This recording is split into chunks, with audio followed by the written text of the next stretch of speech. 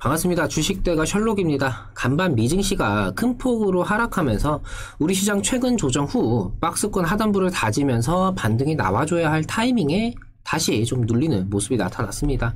네이버, 오늘은 이 종목 자체적인 부분보다는 시장이 어떻게 흘러갈 것이고 그러한 상황 속에서 네이버가 좀 보여줘야 할 그런 모습들에 대해서 말씀을 드려보도록 하겠습니다.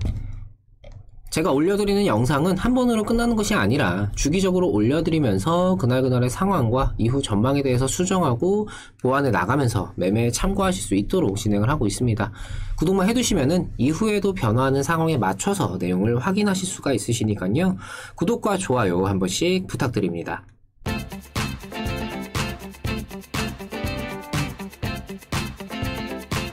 델타 변이로 인한 글로벌 증시의 우려감은 좀 계속해서 커지고 있는 그런 모습입니다. 미국은 최근 일주일간 일일 신규 확진자 수가 약 3만 명으로 한 달 전 1만 명 대비 큰 폭으로 증가를 했고, 영국도 신규 확진자 수가 5만 명을 넘어섰죠.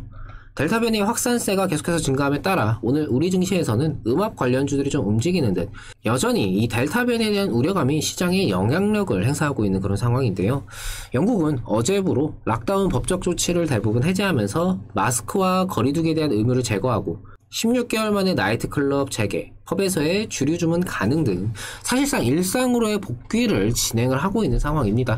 싱가포르 또한 감염자 동선 파악 및 확진자 집계 업무를 중단하면서 중증 및 사망자 수 그리고 백신 접종률만 관리하겠다고 선언을 했죠. 이렇게 진행하는 이유로는 이 델타 변이가 전염성 자체는 높아졌지만 중증으로 진행되는 경우가 이 중증 이행률이 낮아졌기 때문인데요.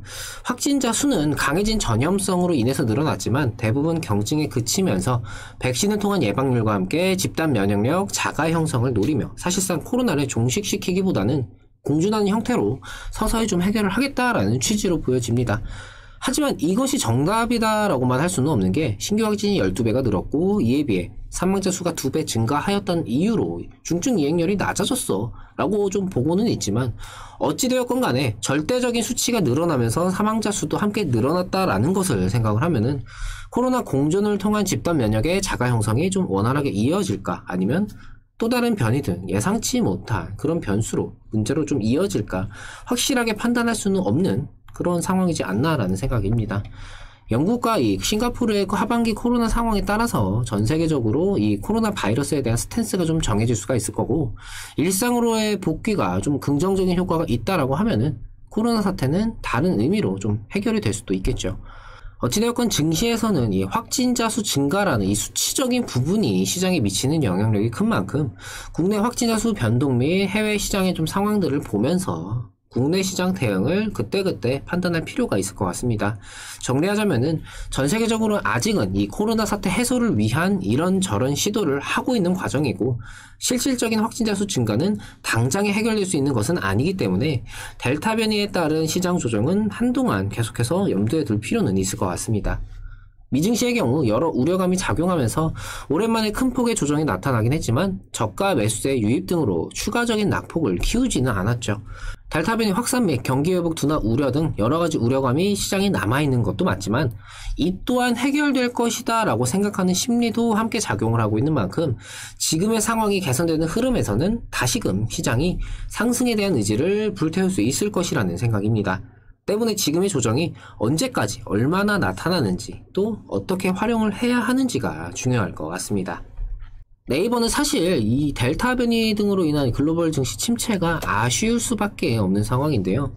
하반기 성장에 대한 기대감이 작용하면서 최근 고점을 경신하는 등 좋은 모습을 보여주던 찰나에 시장 전체적인 침체로 주가가 다소 주춤하고 있는 그런 상황이기 때문입니다. 아무래도 이슈로 인한 급변동이 나오는 종목이라기보다는 덩치도 크고 기업 가치의 성장과 그 기대감이 작용하면서 이로 인한 주가 변동을 만들어내는 그런 종목이기 때문에 그렇다는 생각인데요. 하반기 성장에 대한 기대감이 훼손되거나 한 것은 아니기 때문에 일단 지금의 시장 상황을 체크하면서 대응을 함께 봐야 할 필요가 있겠습니다. 미증시가 간밤에 산재되어 있는 우려감들이 폭발하면서 큰 폭의 하락을 보였고 동시에 저가 매수로 인한 하방 경직도 함께 발휘가 되면서 추가적인 하락보다는 반등에 더 무게가 실리고 있는 그런 상황인데요.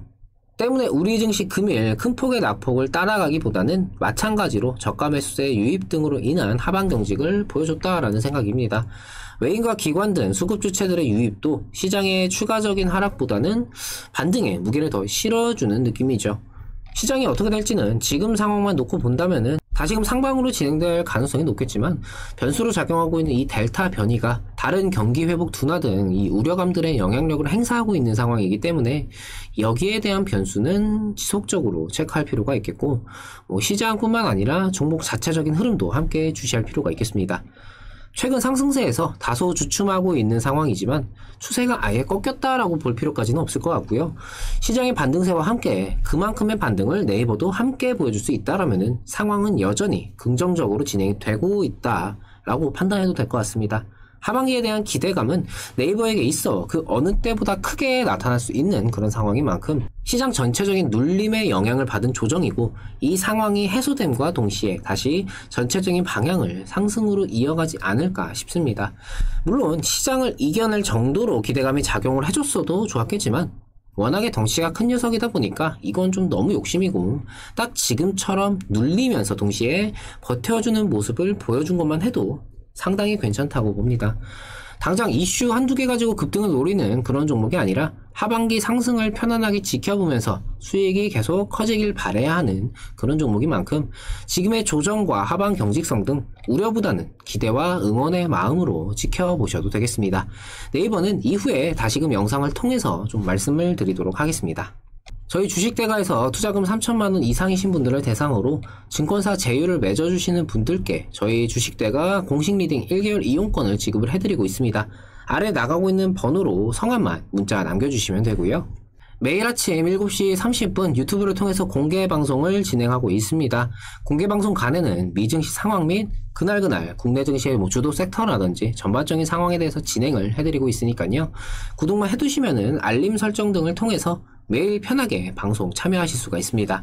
구독과 좋아요 놓치신 분들은 한 번씩 부탁을 드리고요. 금일 영상 여기서 마치도록 하겠습니다. 오늘 하루 마무리 잘 하시고요. 저는 내일 다시 찾아뵙도록 하겠습니다. 오늘도 시청해주셔서 감사합니다. 고맙습니다.